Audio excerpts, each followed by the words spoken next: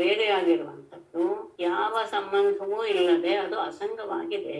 ಹಾಗಾಗಿ ಅದು ನಿರ್ಗುಣವೂ ಹೌದು. ಗುಣ ಇಲ್ಲದೆ ಇರುವಂತಹ ಒಂದು ವಿಷಯವನ್ನ ಅದು ಹೇಗಿದೆ ಅಂತ ತಿಳಿಸೋದು ಅಸಾಧ್ಯ, ಶಕ್ಯವಲ್ಲ. ಶ್ರುತಿ ವಾಕ್ಯಗಳಲ್ಲೂ ಸಹ ಗುಣಗಳಿರುವಂತಹ ವಸ್ತುವನ್ನ ನಿರ್ದೇಶ ಮಾಡುತ್ತೇ ಹೊರತು ನಿರ್ಗುಣನಾದಂತಹ ಪರಬ್ರಹ್ಮನನ್ನ ಹೇಗೆ ತಿಳಿಸುತ್ತೆ ಅಂತ ಪ್ರಶ್ನೆ. ಆಗ ಶುಕರು ಹೇಳ್ತಾರೆ, ಮೊದಲು ಆ ಪರಬ್ರಹ್ಮ ವಸ್ತು ನಿರ್ಮಿಸಿದ್ದು 4 ರೀತಿಯ ವಿಷಯಗಳನ್ನ. ಯಾವುದನ್ನ? ಬುದ್ಧಿ, ಇಂದ್ರಿಯ, ಮನಸ್ಸು, ಪ್ರಾಣ. ಅವನು ಸ್ವತಂತ್ರನ ಈಶ್ವರ. ಜೀವರಿಗೋಸ್ಕರ ಅವರಿಗೆ ಬೇಕಾದಂತಹ ಭೋಗ್ಯಗಳು, ಯಾವ ವಸ್ತುಗಳು, ಭೋಗ್ಯ ಅಂದ್ರೆ ವಸ್ತು, ಭೋಕ್ತ ಅಂದ್ರೆ ಜೀವಾತ್ಮ. ಭೋಗ್ಯಗಳಾದಂತಹ ಶಬ್ದಾದಿ ವಿಷಯಗಳಿಗಾಗಿ, ಹಾಗೆ ಜನ್ಮಾದಿ ಕರ್ಮಗಳಿಗಾಗಿ, ಶಬ್ದಾದಿ ವಿಷಯಗಳಿಗಾಗಿ ಬುದ್ಧಿ, ಜನ್ಮಾದಿ ಕರ್ಮಗಳಿಗಾಗಿ ಇಂದ್ರಿಯ, ಹಾಗೆ ಲೋಕಾಂತರಕ್ಕೆ ಹೋಗುವಂತಹ ಸಂದರ್ಭದಲ್ಲಿ ಜೀವನದ ಫಲಭೋಗವನ್ನು ಅನುಭವಿಸೋದಕ್ಕೋಸ್ಕರ ಮನಸ್ಸು, ಆಮೇಲೆ ಕಲ್ಪನಾತೀತವಾದಂತಹ ಮೋಕ್ಷ, ಇವುಗಳಿಗೋಸ್ಕರ ಪ್ರಾಣ. ಹೀಗೆ ವಿಷಯ ಅಂದ್ರೆ ಅರ್ಥ. ಜನ್ಮಾದಿ ಕರ್ಮಕ್ಕೋಸ್ಕರ ಅಂತ ಹೇಳಿದ್ರಿಂದ ಅದು ಧರ್ಮ. ಫಲಭೋಗ ಅಂತ ಹೇಳಿದ್ರಿಂದ ಅದು ಕಾಮ. ಹಾಗೆ ಅಕಲ್ಪನ ಅಂದ್ರೆ ಕಲ್ಪನಾತೀತವಾದದ್ದು ಅಂತ ಹೇಳಿದ್ರಿಂದ ಮೋಕ್ಷ. ಅಂದ್ರೆ ಜೀವರಿಗೆ ಪುರುಷಾರ್ಥ ಚತುಷ್ಟಯವನ್ನು ಪಡೆಯೋದಕ್ಕೋಸ್ಕರವೇ ಬುದ್ಧಿ, ಇಂದ್ರಿಯ, ಮನಸ್ಸು, ಪ್ರಾಣಗಳ ಸೃಷ್ಟಿಯಾಯಿತು ಅಂತ ಇದರ ಅಭಿಪ್ರಾಯ. ಹಾಗಾಗಿ ಸಗುಣವನ್ನೇ ಹೇಳೋದು ಶ್ರುತಿ, ಅದಿಲ್ಲ ಅಂತಿಲ್ಲ. ಆದರೆ ನಿರ್ಗುಣದಲ್ಲಿ ತೆಗೆದುಕೊಂಡು ಹೋಗಿ ನಿಲ್ಲಿಸುತ್ತೆ. ಸಗುಣವನ್ನೇ ನಮ್ಗೆಲ್ಲ ತಿಳಿಸ್ತಾ ಕೊನೆಯಲ್ಲಿ ನಿರ್ಗುಣದಲ್ಲಿ ಪರ್ಯವಸಾನಗೊಳಿಸುವಂತಹ ವೇದಾಂತ ಶ್ರುತಿ ಬ್ರಹ್ಮನನ್ನ ಪ್ರತಿಪಾದಿಸುತ್ತೆ ಅಂತ ನಮ್ಮೆಲ್ಲರಿಗೂ ಅವರಿಗೂ ಹಿರಿಯರಾದಂತಹ ಸನಕಾದರ್ಶಿಗಳು ಮೊದಲೇ ನಿರ್ಧಾರ ಮಾಡಿ ಅದನ್ನ ಅನುಸಂಧಾನವನ್ನು ಮಾಡಿದ್ದಾರೆ. ಅದೇ ರೀತಿ ಯಾರು ಶ್ರದ್ಧೆಯಿಂದ ನಂಬಿ ಅಂತಃಕರಣದಲ್ಲಿ ಆ ಸ್ವರೂಪವನ್ನ ಧರಿಸ್ತಾನೋ ಆತ ಈ ದೇಹಾದಿ ಉಪಾಧಿಗಳನ್ನು ಕಳೆದುಕೊಂಡು ಪರಬ್ರಹ್ಮವನ್ನು ತನಗೂ ನಾರಾಯಣ ಋಷಿಗೂ ನಡೆದಂತಹ ಸಂವಾದ, ಆಗ ನಾರಾಯಣ ಹೇಳಿದಂತಹ ಒಂದು ಇತಿಹಾಸ, ಈ ವಿಷಯವನ್ನ ನಾನು ತಿಳಿಸ್ತೇನೆ ಅಂತ ಶುಕರು ಪರೀಕ್ಷಿತನಿಗೆ ಹೇಳ್ತಾ ಇರುವಂತಹ ವಿಷಯ. ಯಾವುದು ಸಂದರ್ಭ ಅಂದ್ರೆ ಭಗವಂತನಿಗೆ ಅತ್ಯಂತ ಪ್ರೀತಿಪಾತ್ರನಾದವನು ನಾರದ. ಆತ ಲೋಕ ಸಂಚಾರ ಮಾಡ್ತಾ ಸನಾತನ ಮುನಿಯಾದಂತಹ ನಾರಾಯಣನನ್ನ ನೋಡ್ಬೇಕು ಅಂತ ನಾರಾಯಣಾಶ್ರಮಕ್ಕೆ ಒಮ್ಮೆ ಹೋದ. ಅಂದ್ರೆ ಪದಗದಿಕ ಆಶ್ರಮ. ಆ ನಾರಾಯಣ ಋಷಿ ಲೋಕ ಕಲ್ಯಾಣಕ್ಕೋಸ್ಕರ, ಜನರ ಶ್ರೇಯಸ್ಸಿಗೋಸ್ಕರ ಭರತಖಂಡದಲ್ಲಿ ಧರ್ಮ, ಜ್ಞಾನ, ಶಾಂತಿಗಳಿಂದ ಕೂಡಿದ ತಪಸ್ಸನ್ನ ಕಲ್ಪದ ಆದಿಯಿಂದ, ಬ್ರಹ್ಮನ ದಿನದ ಆದಿಯಿಂದ ಆಚರಿಸ್ತಾನೆ ಇದ್ದಾನೆ. ಆ ಸಂದರ್ಭದಲ್ಲಿ ಬದರಿಕಾಶ್ರಮದಲ್ಲಿ ಕಲಾಪಕ್ರಮವಾಸಿಗಳಾದಂತಹ ಋಷಿಗಳಿಂದ ಪರಿವರ್ತನಾದಂತಹ ನಾರಾಯಣ ಋಷಿಗೆ ನಾರದ ಬಂದು ನಮಸ್ಕಾರ ಮಾಡಿ, ನೀನು ಕೇಳಿದಂತಹ ಶ್ರುತಿಯ ವಿಷಯವನ್ನೇ ಆತನು ಕೇಳಿದ.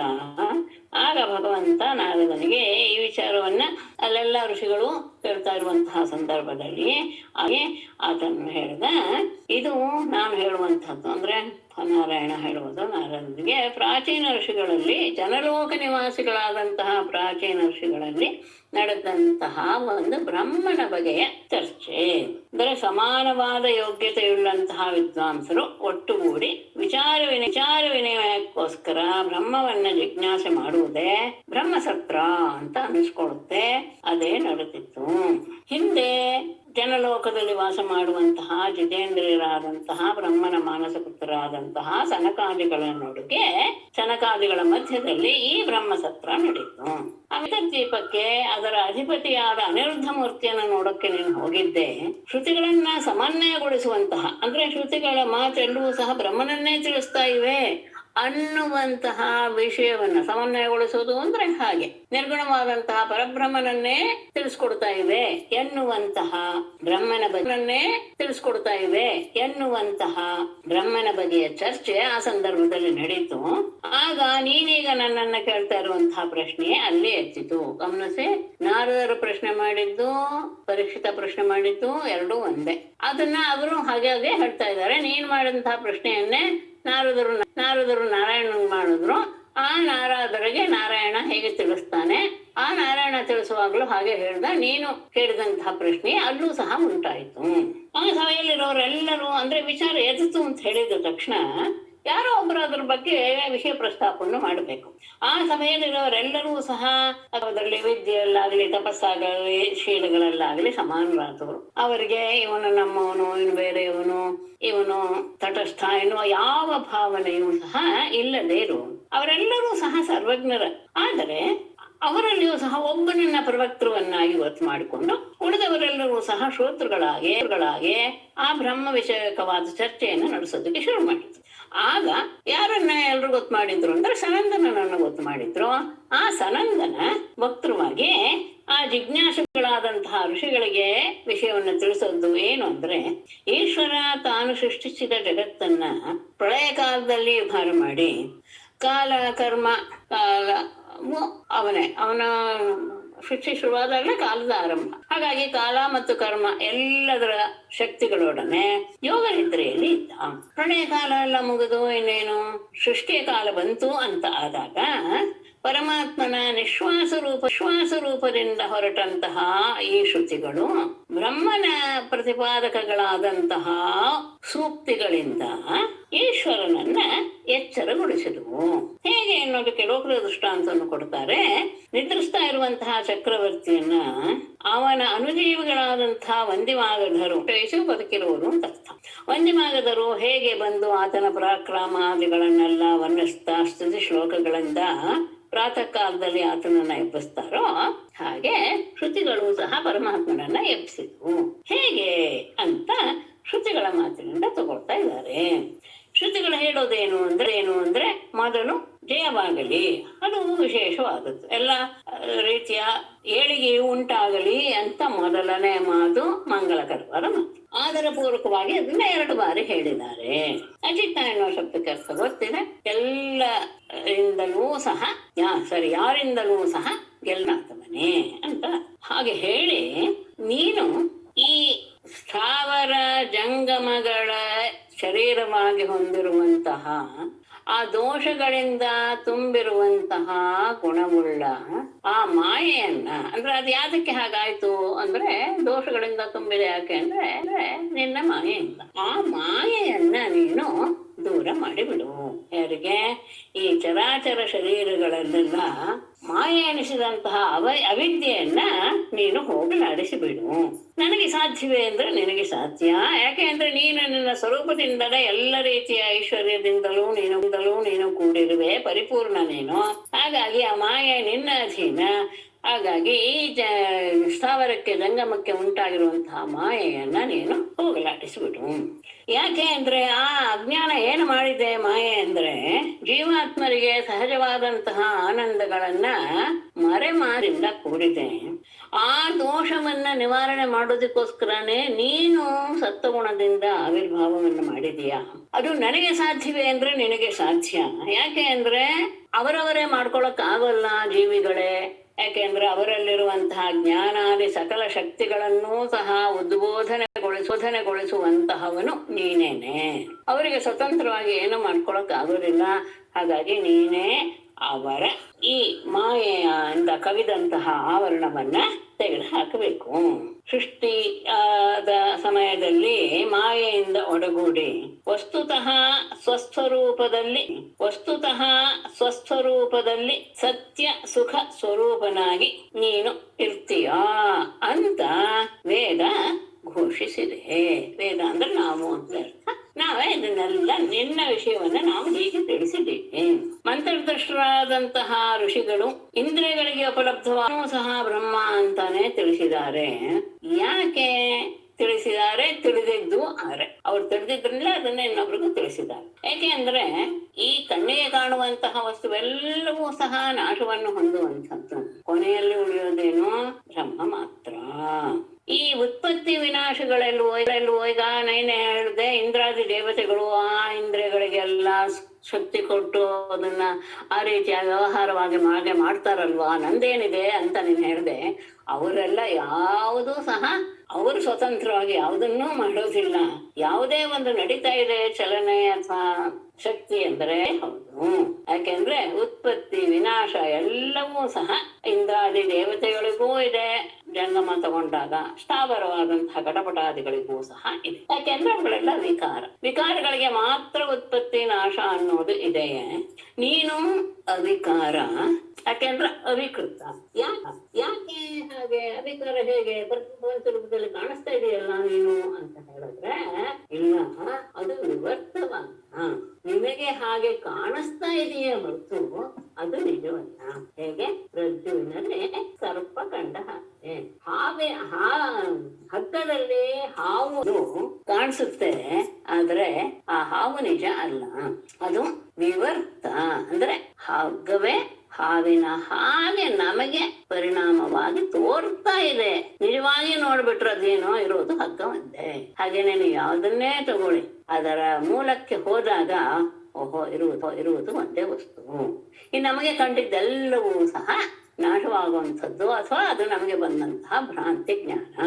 ವಿಕಾರಗಳೆಲ್ಲವೂ ಉಂಟಾಗಿರೋದು ಯಾವುದರಿಂದ ಅಂದ್ರೆ ಅವಿಕೃತವಾದಂತಹ ಬ್ರಹ್ಮನಿಂದ. ಹೇಗೆ ಮಣ್ಣಿನಿಂದಾದಂತಹ ಘಟಾದಿ ವಿಕಾರಗಳು ಕೊನೆಯಲ್ಲಿ ಮಣ್ಣಿನಲ್ಲಿಯೇ ಸಮಾಪ್ತವಾಗಿ ಮಣ್ಣಿನ ರೂಪದಲ್ಲಿಯೇ ಉಳಿದು ಬಿಡುತ್ತೋ, ಹಾಗೆ ನಮಗೆ ಕಾಣುವಂತಹ ಅದು ಇಂದ್ರಾದಿ ದೇವತೆಗಳೇ ಇರಬಹುದು, ಘಟಪಟಾದಿ ವಸ್ತುಗಳೇ ಇರಬಹುದು, ಎಲ್ಲವೂ ಸಹ ಹೋಗಿ ಉಳಿಯೋದು ಬ್ರಹ್ಮ ಒಂದೇ. ಹಾಗಾಗಿ ಋಷಿಗಳು ಸಹ ನಿನ್ನಲ್ಲಿಯೇ ಎಲ್ಲವನ್ನೂ ಸಹ ಮಹಾ ಚಿಂತನೆ ಆಗ್ಬಹುದು, ಮಾತಿನಿಂದ ಹೇಳುವಂಥದ್ದಾಗಬಹುದು, ಎಲ್ಲವೂ ಸಹ ಪರಬ್ರಹ್ಮನಿಗೆ ಸಂಬಂಧಪಟ್ಟಂತಹ ವಿಷಯವೇ ಆಗಿರುತ್ತೆ. ಅದನ್ನ ಇಂದ್ರ ಅಗ್ನಿ ಇತ್ಯಾದಿ ಶಬ್ದಗಳಿಂದ ವ್ಯವಹಾರ ಮಾಡ್ತಾ ಇದ್ದಾರೆ ಹೊರತು ವ್ಯವಹಾರ ಬೇರೆ, ಪರಮಾರ್ಥ ಬೇರೆ. ಹೇಗೆ ಪ್ರಾಣಿಗಳು ಅಂದ್ರೆ ಜೀವಿಗಳು ಎಲ್ಲೇ ಹೆಜ್ಜೆ ಇಟ್ಟರು ಸಹ ಅದು ಭೂಮಿ ಅಂತಾನೆ ಅನ್ಸ್ಕೊಳುತ್ತೆ. ಯಾಕೆ ಅಂದ್ರೆ ಭೂಮಿ ಬಿಟ್ಟು ಇನ್ಯಾವುದು ಇರಕ್ಕೆ ಸಾಧ್ಯವಿಲ್ಲ. ಬೇರೆ ಅನ್ನೋದು ಭೂಮಿ ಹೆಜ್ಜೆ ಇಡ್ತಾ ಇದ್ದಾರೆ ಅಂದ್ರೆ ಅದು ನಮಗೆ ಕಟ್ಟಿಗೆ ಕಲ್ಲು ಎನ್ನುವ ರೂಪದಲ್ಲಿ ಕಾಣಬಹುದು, ಆದ್ರೆ ಅದೆಲ್ಲವೂ ಸಹ ಭೂಮಿನೇ. ಭೂಮಿ ಬಿಟ್ಟು ಬೇರೆ ಯಾವುದು ಅಲ್ಲ. ಇಂದ್ರ ಅಗ್ನಿ ಇತ್ಯಾದಿ ಎಲ್ಲ ವೇದಗಳು ಹೇಳುತ್ತೆ ಸರಿ, ಆದ್ರೆ ಪರಮಾರ್ಥದಲ್ಲಿ ಬ್ರಹ್ಮವೇ ಇರೋದೇ ಹೊರತು ಬೇರೆ ಯಾವುದು ಅಲ್ಲ. ಮತ್ತೆ ನೀನು ಆ ಮೂರು ಗುಣಗಳಿರುವ ಮಾಯೆಗೆ ಒಡೆಯ. ಸಕಲ ಪಾಪಗಳನ್ನು ತೊಡೆದು ಹಾಕುವಂಥದ್ದು ನಿನ್ನ ಕಥೆಗಳು ಅಂದ್ರೆ ನೀನು ಮಾಡಿದಂತಹ ಮಹಿಮೆಗಳಿರುವಂತಹ ಚರಿತ್ರೆಗಳು. ಆ ಚರಿತ್ರೆ ಎನ್ನುವಂತಹ ಅಮೃತದ ಕಡೆ ಪಂಡಿತರೆಲ್ಲರೂ ವಿದ್ವಾಂಸರೆಲ್ಲರೂ ಮುಳುಗಿ ತಮ್ಮ ಕಷ್ಟಗಳನ್ನ ಪರಿಹಾರ ಮಾಡ್ಕೊಂಡು ಬಿಟ್ಟಿದ್ದಾರೆ. ಹಾಗೆಯೇ ತಮ್ಮ ಕಷ್ಟಗಳನ್ನ ಪರಿಹಾರ ಮಾಡ್ಕೊಂಡು ಬಿಟ್ಟಿದ್ದಾರೆ. ಹಾಗಿರುವಾಗ ಪರಮಾತ್ಮ ತಮ್ಮ ಸ್ವರೂಪವನ್ನ ತಿಳಿದುಕೊಂಡ ಕೂಡಲೇ ಹೇಗೆ ಜನರು ರಾಗ ದ್ವೇಷ ಮೊದಲಾದ ಅಂತಃಕರಣ ಧರ್ಮಗಳನ್ನ, ಮುಪ್ಪು ಸಾವು ಮೊದಲಾದಂತಹ ಕಾಲಧರ್ಮಗಳನ್ನು ಸಹ ತೊಡೆದು ಹಾಕೊಂಡು ಅಖಂಡ ಆನಂದಾನುಭವ ರೂಪವಾದಂತಹ ನಿನ್ನ ಸ್ವರೂಪವನ್ನ ಯಾರು ಸೇವಿಸ್ತಾರೋ ಅವರು ಮತ್ತೆ ಕಷ್ಟವನ್ನು ಕಳೆದುಕೊಳ್ತಾರೆ ಅಂತ ಮತ್ತೆ ಹೇಳಬೇಕಾದಂತಹ ಅವಶ್ಯಕತೆ ಇಲ್ಲ ಅಂತ ಹೇಳಿ ಮುಂದುವರಿತಾರೆ. ಇದರಲ್ಲಿ ತೈತ್ರೀಯ ಉಪನಿಷತ್ತಿನ ವಿಷಯವನ್ನ ಮುಂದಿನದರಲ್ಲಿ ತಿಳಿಸಿದ್ದಾರೆ. ಕ್ಷಪಣ ಅಂದ್ರೆ ಏನ್ ಅರ್ಥ ಬರುತ್ತೆ? ಅಮಲ ಕ್ಷಪಣ ಕಥಾ. ಅಮಲ ಅಂದ್ರೆ ದೋಷ, ಕ್ಷಪಣ ಅಂತ ನಾಶ ಮಾಡುವುದು. ದೋಷಗಳನ್ನೆಲ್ಲ ನಾಶ ಮಾಡುವಂತಹ ಕಥಾ. ಆ ಕಥೆ ಎನ್ನುವುದೇ ಅಮೃತ. ಅಮೃತದಿಂದ ಕೂಡಿರುವಂತಹ ಅಬ್ಧಿ ಸಾಗರ. ಹೇಗೆ ನಾವು ನೀರಿನಲ್ಲಿ ಮುಳುಗಿದ ತಕ್ಷಣ ದೇಹದ ಕೊಳೆಗಳೆಲ್ಲವೂ ಹೊರಟು ಹೋಗುತ್ತೋ, ಹಾಗೆ ಈತನ ಕಥೆ ಎಂಬ ಅಮೃತದ ಸಮುದ್ರದಲ್ಲಿ ಮುಳುಗಿದಾಗ ಮನಸ್ಸಿನಲ್ಲಿರುವಂತಹ ಎಲ್ಲ ಕೊಳೆಗಳು ಸಹ ಹೊರಟು ಹೋಗುತ್ತೆ. ಯಾವುದು ಅಂದ್ರೆ ರಾಗ ದ್ವೇಷ ಇಚ್ಛೆ. ಮೇಡಮ್ ಸೂರ್ಯ ಅಂದ್ರೆ ಶ್ಲೋಕದಲ್ಲಿ ಬರುತ್ತೆ. ಸೂರ್ಯ ಅಂದ್ರೆ ಪಂಡಿತರು, ವಿದ್ವಾಂಸರು. ಸೂರಿ ಶಬ್ದ ಅದು. ಸೂರಿಹಿ ಅಂದ್ರೆ ಪಂಡಿತರು. ಕೆಲವರ ಹೆಸರಲ್ಲಿ ಸೂರಿ ಶಬ್ದ ಇರುತ್ತೆ, ವಿಶೇಷವಾಗಿ ಉತ್ತರ ಭಾರತದವರಲ್ಲಿದೆ. ಮತ್ತೆ ನಮ್ಮಲ್ಲಿ ಒಬ್ರು ರಾಮಚಂದ್ರ ಶಾಸ್ತ್ರಿ ಸೂರಿ ಅಂತ ಇದ್ರು. ನಮ್ಮ ಇದರಲ್ಲಿ ಉತ್ತರ ಕನ್ನಡದಲ್ಲಿ ಅತ್ಯಂತ ದೊಡ್ಡ ಪ್ರಸಿದ್ಧರಾದಂತಹ ಇವರು ಏನು ಪಂಡಿತರು. ಸಾಮಾನ್ಯವಾಗಿ ಸರ್ನೇಮ್ ತರ ಇರುತ್ತ ಅದು? ಅಲ್ಲ, ಸೂರ್ಯ ಅಂದ್ರೆ ಪಂಡಿತರು ಅಂತ ಅರ್ಥ, ವಿದ್ವಾಂಸರು ಅಂತ ಅರ್ಥ. ಸೂರ್ಯ ಅನ್ನೋದು ಬಹುವಚನ, ಪಂಡಿತರು. ಅಕಿಂಚನ ಅದು ಒಂದು ಅರ್ಥ ಬೇಕಾಗಿತ್ತು ಮೇಡಮ್. ಅಕಿಂಚನ ಅಂದ್ರೆ ಕಿಂಚನ ಅಂದ್ರೆ ಸ್ವಲ್ಪ. ಸಾಮಾನ್ಯವಾಗಿ ಅಕಿಂಚನ ಶಬ್ದಕ್ಕೆ ಏನೂ ಇಲ್ಲದೆ ಇರುವಂತಹ ವ್ಯಕ್ತಿ ಅಂತ ಹೇಳ್ತಾರೆ. ಲೋಕದಲ್ಲಿ ಅಕಿಂಚನ ಶಬ್ದ ತಗೊಂಡ್ರೆ ದರಿದ್ರದವನು ಅಂದ್ರೆ ದಾರಿದ್ರ್ಯ ಹೊಂದಿರುವವನು, ಬಡವ ಅಂತ ಅರ್ಥ. ಈಗ 3ನೇ ಶ್ಲೋಕದಲ್ಲಿ ಬರುತ್ತಲ್ಲ ಅದು ಅಲ್ಲ. ಒಂದ್ ನಿಮಿಷ, ನಾನು ಹೇಳೋದನ್ನ ಪೂರ್ತಿ ಕೇಳ್ಕೊಳೆ, ಆಮೇಲೆ ನಾ ಅದನ್ನ ಶಬ್ದ ಹೇಳಿದಾಗ ಅವರಾಗಿಯೇ ಅಂದ್ರೆ ಈ ಲೋಕದಲ್ಲಿರುವಂತವನಿಗೆ ಅವನ ಕರ್ಮಶೇಷದಿಂದ ಅವನಿಗೆ ಯಾವ ಐಶ್ವರ್ಯವೂ ಇಲ್ಲ, ಅವನು ಬಡವ ಅಂತ ಅರ್ಥ. ಆದರೆ ವೇದಾಂತದಲ್ಲಿ ಅಕಿಂಚನ ಎನ್ನುವ ಶಬ್ದವನ್ನ ತಗೊಂಡಾಗ ಅವರು ತಮ್ಮಲ್ಲಿರುವಂತಹ ಎಲ್ಲವನ್ನೂ ಸಹ ತ್ಯಾಗ ಮಾಡಿ ಬಿಟ್ಟಿದ್ದಾರೆ. ಯಾವ ಮೋಹಾದಿಗಳನ್ನು ಇಟ್ಟುಕೊಂಡಿಲ್ಲ ಅಕಿಂಚನರು ಅಂದ್ರೆ ಆ ರೀತಿಯಾದ ಅರ್ಥ ವೇದಾಂತದಲ್ಲಿ ಅತ್ಯಂತ ಉತ್ತಮವಾದ ಅರ್ಥ. ಲೌಕಿಕದಲ್ಲಿ ಬಡವ ಅಂತ.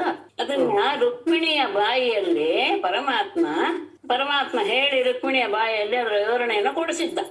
ಯಾವಾಗ ಹಿಂದೆ ತಮಾಷೆಗೆ ಅವಳನ್ನ ರೇಕ್ಷಕ್ಕೆ ಮಾತಾಡಿರ್ತಾನಲ್ಲ, ಆ ಸಂದರ್ಭದಲ್ಲಿ ಅಕಿಂಚನ ಶಬ್ದವನ್ನ ಚೆನ್ನಾಗಿ ವಿವರಣೆಯನ್ನು ಅವಳೇ ಕೊಟ್ಟಿದ್ಲು.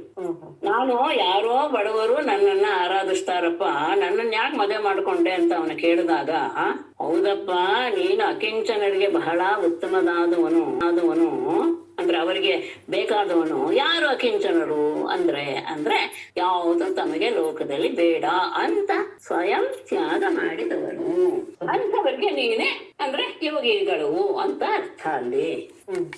ಅದನ್ನ ಚೆನ್ನಾಗಿ ಅರ್ಥ ಮಾಡ್ತಿದ್ರು. ತೈತ್ರಿಯೋಪನಿಷತ್ತಿನಲ್ಲಿರುವಂತಹ ಪಂಚಕೋಶಗಳ ಬಗ್ಗೆ ಸ್ವಲ್ಪ ಏನು ವಿಶೇಷವಾಗಿ ತಗೊಂಡಿಲ್ಲ, ಅದು ವಿಷಯವನ್ನು ತಗೊಳ್ತಾ ಇದ್ದಾರೆ. ಉದರಮುಪಾಸತೆ ಯಃ ಋಷಿವರ್ತ್ಮಸು ಪೂರ್ಪದೃಶಃ ಉದರಮುಪಾಸತೆ ಯ ಋಷಿವರ್ತ್ಮಸು ಪೂರ್ಪದೃಶಃ ಪರಿಸರ ಪದ್ಧತಿಂ ಹೃದಯಮಾರುಣಯೋರಹರಂ ತತ ಉದಗಾದನಂತ ತವ ಧಾಮ ಶಿರಃ ಪರಮಂ ಪುನರಿಹಯತ್ ಸಮೇತ್ಯ ನ ಪತಂತಿ ಕೃತಾಂತಮುಖೇ. ಸ್ವಲ್ಪ ಹೇಳುವ ಸಂದರ್ಭ ಬದಲಾವಣೆ ಆಗ್ತಾ ಬರ್ತದೆ. ಋಷಿವರ್ತ್ಮಸು ಯೇ ಪೂರ್ಪದೃಶಃ ಉದರಂ ಉಪಾಸತೆ ಆರುಣಯಃ ಪರಿಸರ ಪದ್ಧತಿಂ ಹೃದಯಂ ದಹರಂ ಮತ್ತೆ ತತಃ ಅನಂತ ತವ ಧಾಮ ಪರಮಂ ಶಿರಃ ಉದಕಾತ್ ಯತ್ ಸಮೇತ್ಯ ಪುನಃ ಇಹ ಕೃತಾಂತ ಮುಖೇ ನ ಪತಂತಿ. ಯಾರು ಋಷಿವರ್ತ್ಮಸು ಸಂಪ್ರದಾಯವನ್ನ ಅರಿತಂತಹ ಮಾರ್ಗವನ್ನ ಅನುಸರಿಸುವವರಲ್ಲಿ, ಸಂಪ್ರದಾಯ ಅನ್ನೋದು ಬಹಳ ಮುಖ್ಯ ಎನ್ನುವುದನ್ನ ಪ್ರತಿಯೊಬ್ಬರು ಸಹ ಹೇಳ್ತಾರೆ ಯಾರು ವೇದಾಂತರು. ಯಾಕೆಂದ್ರೆ ಶಂಕರ ಭಗವತ್ಪಾದರು ಒಂದು ಇದು ವಿಷಯವನ್ನೇ ಹೇಳ್ಬಿಟ್ಟಿದ್ದಾರೆ, ಸರ್ವಶಾಸ್ತ್ರವಿದಪಿ ಅಸಂಪ್ರದಾಯವಿತ್ ಮೂರ್ಖವತು ಉಪೇಕ್ಷಣೀಯ. ಎಲ್ಲ ಶಾಸ್ತ್ರಗಳನ್ನು ಅರಿತಿದ್ದಾನೆ ಒಬ್ಬ ವ್ಯಕ್ತಿ, ಆದರೆ ಅಸಂಪ್ರದಾಯವಿತ್ ಸಂಪ್ರದಾಯವೇ ಗೊತ್ತಿಲ್ಲ, ಯಾವ ಮಾರ್ಗದಲ್ಲಿ ಹೇಗೆ ಹೋಗ್ಬೇಕು ಅನ್ನೋದೇ ಗೊತ್ತಿಲ್ಲ, ಸುಮ್ಮನೆ ಪುಸ್ತಕವನ್ನು ಓದಿ ತಲೆ ಒಳಗೆ ಕೂರಿಸ್ಕೊಂಡ್ ಬಿಟ್ಟಿದ್ದಂತ ವ್ಯಕ್ತಿ ಎಲ್ಲ ಶಾಸ್ತ್ರಗಳನ್ನು ಅರಿತುಪೇಕ್ಷಣೀಯ ಮೂರ್ಖನ ಹಾಗೆ ಅವನ ಹತ್ರ ವ್ಯವಹಾರ ಮಾಡಬೇಕು, ಅವನಿಗೆ ಏನು ಗೊತ್ತಿಲ್ಲ ಅಂತಾನೆ. ಅದಕ್ಕೆ ಸಂಪ್ರದಾಯ ಅನ್ನೋದನ್ನ ಬಹಳ ಎಚ್ಚರಿಕೆಯಿಂದ ಹೇಳ್ತಾನೆ ಬರ್ತಾರೆ ನಮ್ಮ ಧಾರ್ಮಿಕ ಸಂದರ್ಭದಲ್ಲಿ.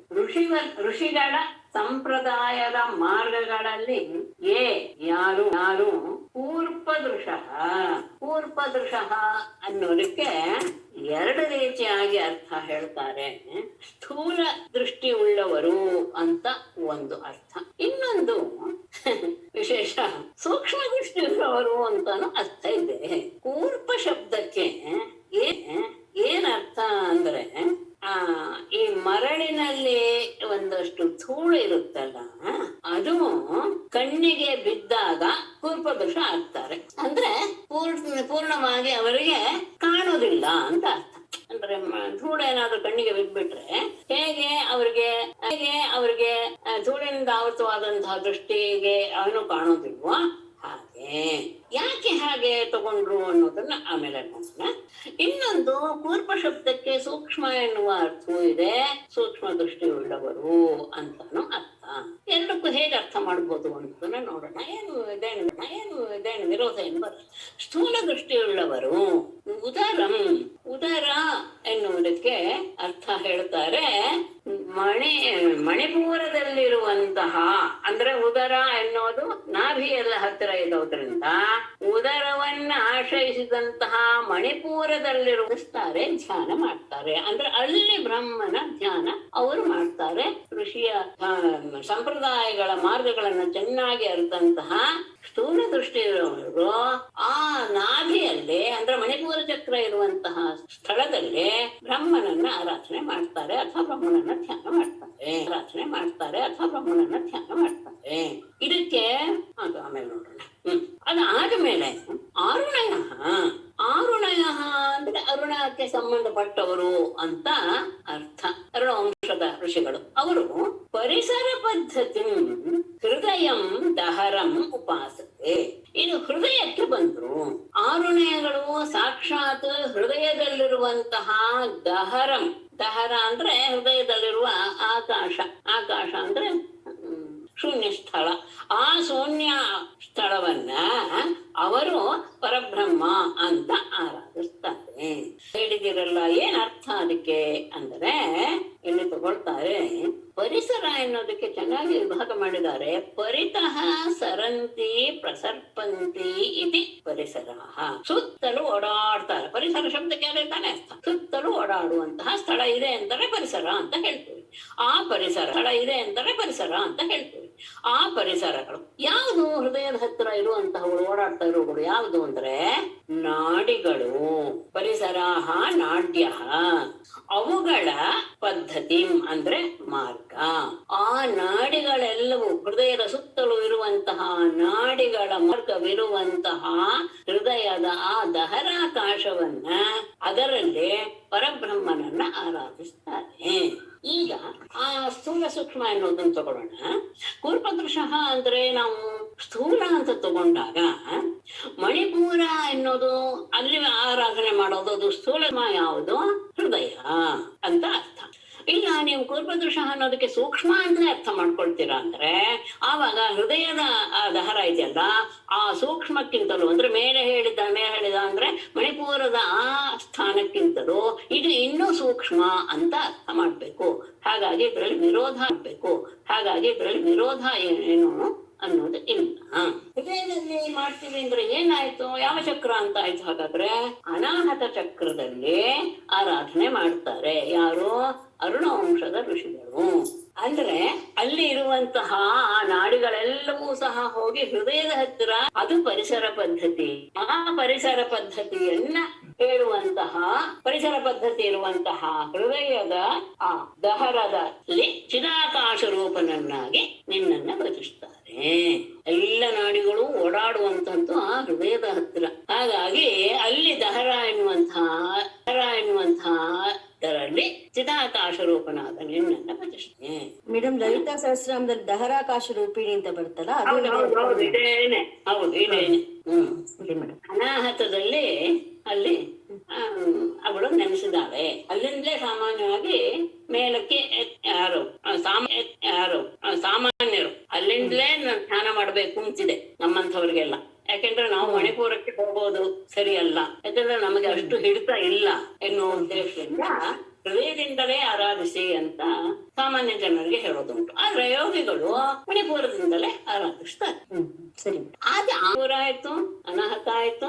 ಆದ್ಮೇಲೆ ತತಃ ಅಲ್ಲಿಂದ ಅಂದ್ರೆ ಆ ಹೃದಯದಿಂದ ಅನಂತ ಪರಮಾತ್ಮನೇ ತವ ಧಾಮ, ನಿನ್ನ ನಿಜವಾದ ಸ್ಥಾನ ಯಾವುದು ಇದೆಯೋ ಅದು ಪರಮಂ ಶಿರಃ, ಅತ್ಯಂತ ಶ್ರೇಷ್ಠವಾದ ಜ್ಯೋತಿರ್ಮಯವಾದಂತಹ ತಲೆ. ಅಲ್ಲಿಗೆ ಉದಗಾತ್ ಹೋಗುತ್ತೆ ಅಂದ್ರೆ ಅಲ್ಲಿ ಬ್ರಹ್ಮನನ್ನ ಆರಾಧಿಸ್ತಾರೆ. ಮೊದಲು ಮಣಿಪುರ, ಆಮೇಲೆ ಬಂದಂತಹದ್ದು ಹೃದಯ. ಅಲ್ಲಿ ಹೋಗ್ತಾರೆ.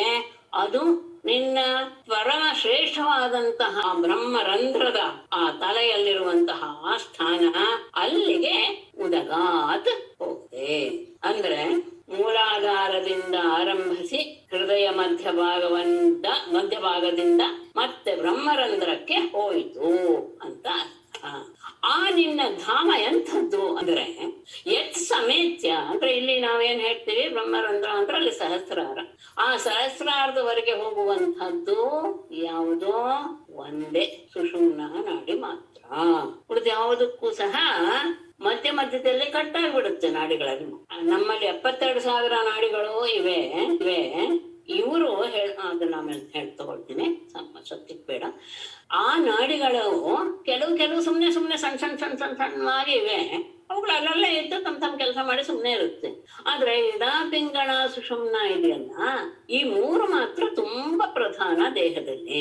ಅದರಲ್ಲಿಯೂ ಸಹ ಇಡಾ ಪಿಂಗಳನೂ ಸಹ ಆಜ್ಞಾಚಕ್ರದವರೆಗೆ ಬಂದು ಅಲ್ಲಿ ನಿಂತು ಬಿಡುತ್ತೆ ಹೊತ್ತು, ಸುಷುಮ್ನ ಮಾತ್ರ ಮೂಲಾಧಾರದಿಂದ ಬ್ರಹ್ಮರಂಧ್ರದವರೆಗೂ ಒಂದೇ ರೀತಿಯಾಗಿ ಬೆನ್ನಿನ ತುದಿಯ ಮಧ್ಯದಲ್ಲಿ ಮೂಲಾಧಾರದಿಂದ ತಗೊಂಡ್ರೆ ಇಲ್ಲಿಯವರೆಗೂ ಸಹ ಮೇಲೆ ಬಂದು ಹೀಗೆ ಮಲಗಿದ ರೀತಿಯನ್ನೇ ಇದು ನಮ್ದೆಲ್ಲ ಅಂತ ಕೆಲವರು ಹೇಳೋದುಂಟು. ಉಳಿದದ್ದೆಲ್ಲ ಅಪ್ರಯೋಜಕಗಳು ಅಂತ ಕೆಲವರು ನಾಡಿಶಾಸ್ತ್ರದವರು ಹೇಳ್ತಾರೆ. ಆ ಹೃದಯದಿಂದ ತಲೆಯ ಆ ಬ್ರಹ್ಮರಂಧ್ರದವರೆಗೆ ಜ್ಯೋತಿರ್ಮಯವಾದಂತಹ ಆ ತಲೆಯವರೆಗೆ ಅದು ಹೋಯ್ತು.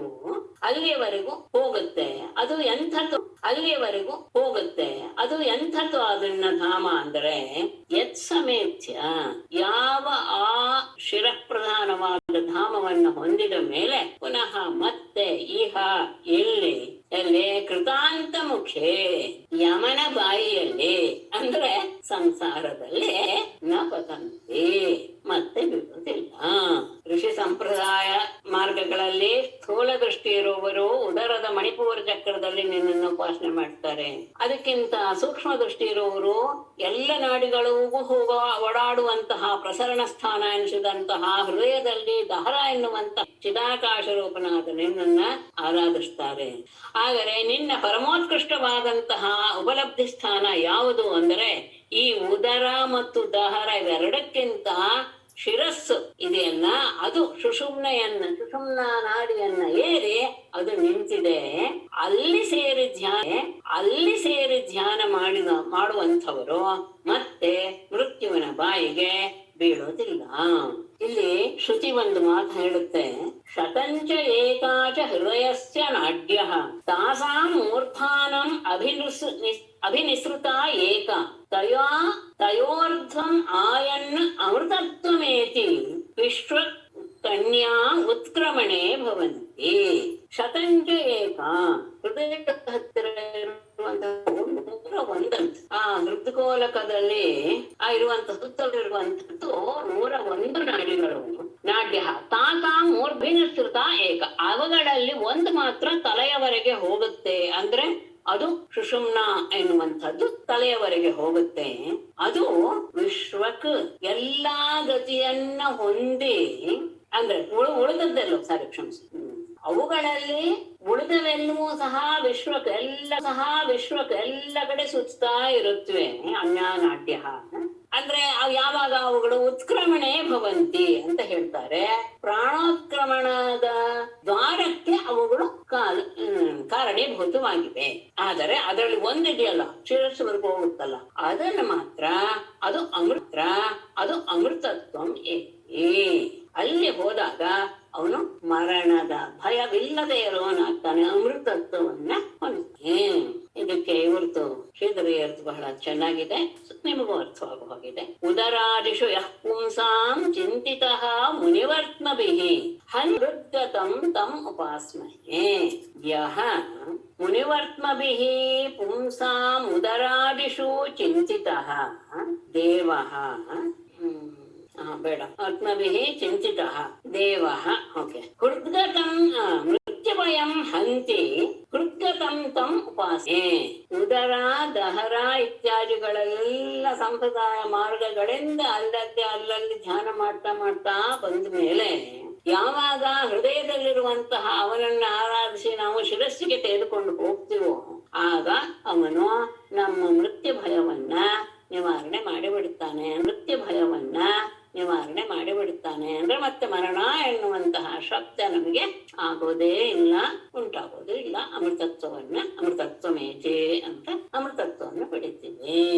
ಅಂತ ಆದ್ಮೇಲೆ ಇದೆಲ್ಲವೂ ಶ್ರುತಿಗಳು ಹೇಳ್ತಾ ಇರುವಂತಹದ್ದು ಮಾತು. ಅದರಲ್ಲಿ ಶ್ರುತಿಯ ಒಂದು ವಾಕ್ಯಗಳನ್ನ ತಗೊಳ್ತಾರೆ. ಒಂದು ಪ್ರಶ್ನೆಯನ್ನ ಹಾಕೊಳ್ತಾರೆ ಇವರು.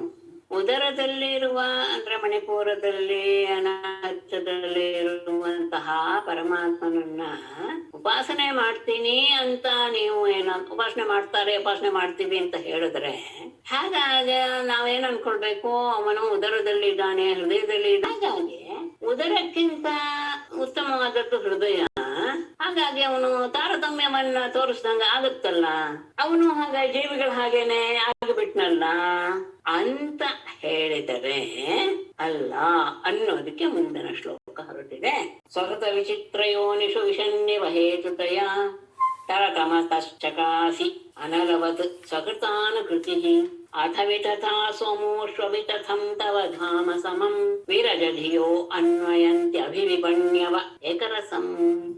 ಹಾಗೆ ಉಚ್ಚತಮ ನೇಚತಮ ಭಾವ, ಉಚ್ಚ ನೀಚತಮ ಭಾವ ಬರೋದಿಲ್ಲ ಅಂತ ಹೇಳಕ್ಕೆ ಹೊರಟು, ಸ್ವಕೃತ ವಿಚಿತ್ರ ಯೋನಿಷು ಹೇತುತಯ ವಿಷನ್ನಿವ, ಅದು ವಿಶೇಷವಾಗಿ ಹೇಳ್ತಾರೆ ಇವ ಯಾಕೆ ಹಾಕಿದ್ರು ಅಂತ, ತರತಮತಃ ಚಕಾಸಿ ಸ್ವಕೃತಾನುಭೃತಿ ಅನಲವತ್. ಎಲ್ಲದಕ್ಕೂ ಲೌಕಿಕ ಉದಾಹರಣೆ ದೃಷ್ಟಾಂತ ಪಟ್ಟು ತಕ್ಷಣ ನಮಗೆ ವಿಷಯ ಸ್ಪಷ್ಟ ಬಿಡುತ್ತೆ ಅನ್ನೋದು ಗಮನಿಸ್ಬೇಕು. ಅಥ ವಿತಥಾಸು ಅಮೂಷು ಅವಿತಥಂ ಸಮಂ ತವ ಧಾಮ ವಿರಜಧಿಯಃ ಅಭಿವಿಪಣ್ಯವಃ ಏಕರಸಂ ಅನ್ವಯ. ಸಕೃತ ವಿಚಿತ್ರ ಯೋನಿಷು, ನಿನ್ನಿಂದಲೇ ರಚಿಸಲ್ಪಟ್ಟಂತಹ ವಿಚಿತ್ರ ಯೋನಿಷು ಅಂದ್ರೆ ಅತ್ಯಂತ ಉತ್ತಮವಾದಂತಹ ಶರೀರ, ಅತ್ಯಂತ ನೀಚವಾದ ಶರೀರ, ಮಧ್ಯಮವಾದ ಶರೀರ, ಈ ರೀತಿಯಾದಂತಹ ಯೋನಿಗಳಲ್ಲಿ ಹೇತುತಯ ಅದಕ್ಕೆ ರೂಪವಾಗಿ ವಿಷನ್ನಿವ ಪ್ರವೇಶ ಮಾಡಿದೆಯೋ ಎನ್ನುವ ಹಾಗೆ ಅಂತ ಇವ ಹಾಕಿದ್ದಾರೆ. ಯಾಕೆಂದ್ರೆ ಮೊದಲೇ ಇದ್ದಾನೆ, ಅದನ್ನ ವಿಷನ್ನಿವ ಅಂತ ನಮ್ಗೆ ತಿಳಿಸೋದಕ್ಕೋಸ್ಕರ ವಿಷನ್ನಿವ ಅಂತ ಹಾಕಿದ್ದೆ. ಮೊದಲೇ ಪ್ರವೇಶ ಮಾಡಿದೀಯಾ, ಪ್ರವೇಶಿಸಿದ ಹಾಗೆ ಅನ್ಸುತ್ತೆ. ಇವ ಯಾವಾಗ ಯೋನಿಗಳೆಲ್ಲ ಸೃಷ್ಟಿ ಆಗ್ತಾ ಇದ್ದ ಹಾಗೆ, ಉಚ್ಚ ನೀಚ ಮಧ್ಯಮ ಯೋನಿಗಳೆಲ್ಲವೂ ಸಹ ಸೃಷ್ಟಿ ಆಗ್ತಾ ಇದ್ದ ಹಾಗೆ, ನಿನ್ನಿಂದ ಅಭಿವ್ಯಕ್ತವಾಗ್ತಾ ಇದ್ದ ಹಾಗೆ, ಆ ದೇಹಾದಿಗಳಲ್ಲೆಲ್ಲ ಉಪಾದಾನ ರೂಪದಲ್ಲಿ ಮೊದಲೇ ಇದ್ದರೂ ಸಹ ಈಗ ಪ್ರವೇಶ ಮಾಡಿದ್ಯೋ ಎನ್ನುವ ಹಾಗೆ ಕಾಣಿಸ್ತಾ ತರತೇನು ಅದರಲ್ಲಿ ಆ ದೇಹಗಳಲ್ಲಿ ಆ ದೇಹಕ್ಕೆ ಅನುಸಾರವಾಗಿ ಒಂದು ಸಣ್ಣ ಇರುವೆ ಇರಬಹುದು, ಒಂದು ದೊಡ್ಡ ಆನೆ ಇರಬಹುದು, ಅಥವಾ ಸಿಂಹ, ಮನುಷ್ಯ ಯಾವುದೇ ಇರಬಹುದು, ಆ ದೇಹಗಳನ್ನ ಅನುಸರಿಸಿ ನೀನು ತರತಮತಃ ಚಕಾಸಿ, ತರತಮ ಭಾವದಿಂದ ನೀನು ಅಲ್ಲಿ ಪ್ರಕಾಶಿಸ್ತೀಯ. ಅಂದ್ರೆ ನೀನೇ ಮಾಡಿರೋದ್ರಿಂದ ಅಲ್ಲಿಯೇ ಇದ್ದುಕೊಂಡು ಪ್ರತಿಯೊಂದು ಆ ಜೀವಿಗಳಲ್ಲಿ ನೀನು ಪ್ರವೇಶ ಮಾಡ್ತಾ ನ್ಯೂನಾಧಿಕ ಭಾವದಿಂದ ನೀನು ನಮಗೆ ತೋರಿಸ್ತೀಯ. ಅಂದ್ರೆ ನೀನೇ ಸೃಷ್ಟಿ ಮಾಡಿದ್ದು ತಾನೇ ಆ ಯೋನಿಗಳೆಲ್ಲ. ಆ ಯೋನಿಗಳ ಸ್ವರೂಪವನ್ನ ಹೊಂದಿ ನೀನು ಹಾಗೆ ನಮಗೆ ಭಾಸವಾಗ್ತೀಯ. ಹೇಗೆ ಅನ್ನೋದಕ್ಕೆ ದೃಷ್ಟಾಂತ ಸ್ವಕೃತ ಅನುಕೃತಿ ಅನಲ. ಅಗ್ನಿಯ ಸ್ವರೂಪ ಒಂದೇನೆ, ಆದರೆ ಅದು ಯಾವದರಲ್ಲಿ ತೋರುತ್ತೋ ಸ್ವಕೃತ ಅನುಕೃತಿ. ಅಗ್ನಿ ಎಲ್ಲಿ ಇದೆಯೋ, ಕಟ್ಟಿಗೆ ಎಲ್ಲಿ ಇದ್ದರೆ ಕಟ್ಟಿಗೆ ರೂಪದ ಹಾಗೆ ನಮ್ಮ ಹುಲ್ಲಿನ ಹಾಗೆ ಇದ್ದರೆ ಹುಲ್ಲಿನ ರೂಪದಲ್ಲಿ ಅಗ್ನಿ ತೋರುತ್ತೆ. ಅದು ದೊಡ್ಡದಾಗಿದ್ರೆ ಒಂದ್ ಸಣ್ಣ ಕಡ್ಡಿ ಆಗಿದ್ರೆ ಎಲ್ಲೂ ಸಹ ಏನಾಗುತ್ತೆ, ಅಗ್ನಿ ಬೇರೆ ಬೇರೆ ತಾನೆ. ಆದ್ರೆ ಅಗ್ನಿ ಬೇರೆ ಬೇರೆನಾ? ಅಲ್ಲ, ಒಂದೇ.